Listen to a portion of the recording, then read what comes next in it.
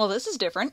Don't anybody worry, I haven't been kidnapped or anything. I'm just in my room back at home for the Easter weekend, so once we get back to school on Monday that week, I'll be good to go. Now, violence in video games. It's an extremely hot topic and will probably be a topic of video games for a very long time, if not forever. But why is it that the second that bloods, massacre, murder, whatever it may be, is shown in video games, people lose their minds over it and it automatically becomes unacceptable as entertainment? Yet when it comes to movies, or especially horror movies or action movies, when it comes to tearing people in half, torturing them, making them bleed, and then running them over with a truck, it's okay. Hell, it's even applauded with awards. Now, before I get too deep into it, I actually got this idea for a comparison between movies and games from my friend Sarah when we went to go and see Chappie a couple of weeks ago. No, not me, Sarah, a different Sarah. No, I don't talk to myself in the third person.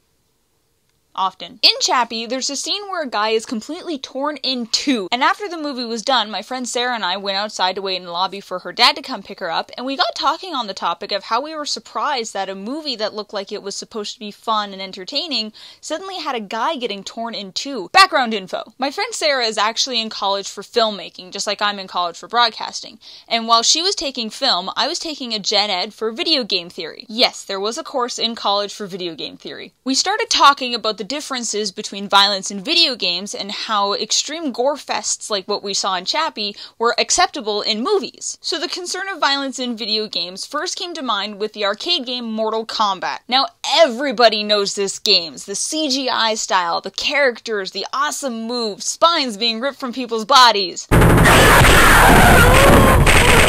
Now, I won't get into the depths of video game violence. You can look it up just about anywhere. Everyone's talking about it. Hell, I did a paper on it, and let's face it, people are just getting sick and tired of hearing about it. Like me! Back to the point. My friend Sarah and I came up with a couple of pointers that we noticed when we got talking about the topic of violence in video games and violence in movies. We found it interesting how whenever developers would come out with, say, a horror game, for example, people would automatically condemn it. They would belittle it and question the sanity of the developers. Yet in movies, no one questions the sanity of the director. They're doing the same things that game developers are doing. They're making the costumes, the characters, the plot lines, script, all the same principles that game developers have to do to make a very similar franchise. And then, as I said, video games are getting petitions signed to remove them from the shelves because, oh my goodness, if somebody plays that violent video game, they're totally going to be trained how to be a murderer, and we could have a huge epidemic on our hands.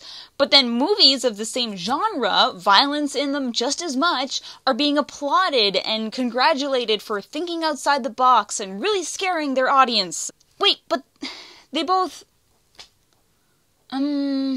Now, why Sarah and I thought that it was bad that violence in video games occurred, but okay in movies, was the interaction aspect of the two. In video games, you're the killer. You're the one spending hours hunting civilians, running them over, killing cops, blowing them up.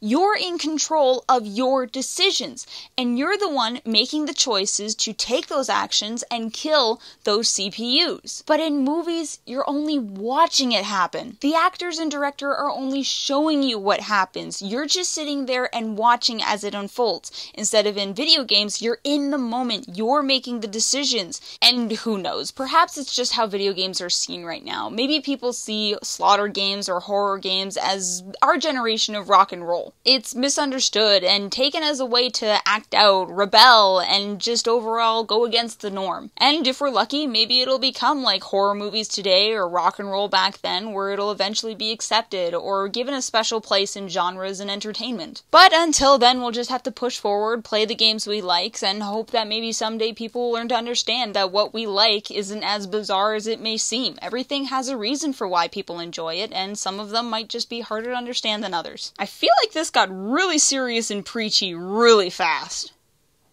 Whoops! Thanks guys for watching my video on the comparison of violence in video games versus violence in movies. Be sure to tune in on Tuesdays when my brother Andrew uploads, and Fridays when I, Sarah, upload. Now allow me to put a face to the voice. This is Yoshi. You've probably heard him a lot in some of my brother's videos where he's screaming in the background. Well, that's this little guy. Well, anyway, I will catch you guys next week. Say bye-bye, Yoshi. No, okay, I'll say it then. Bye-bye! No.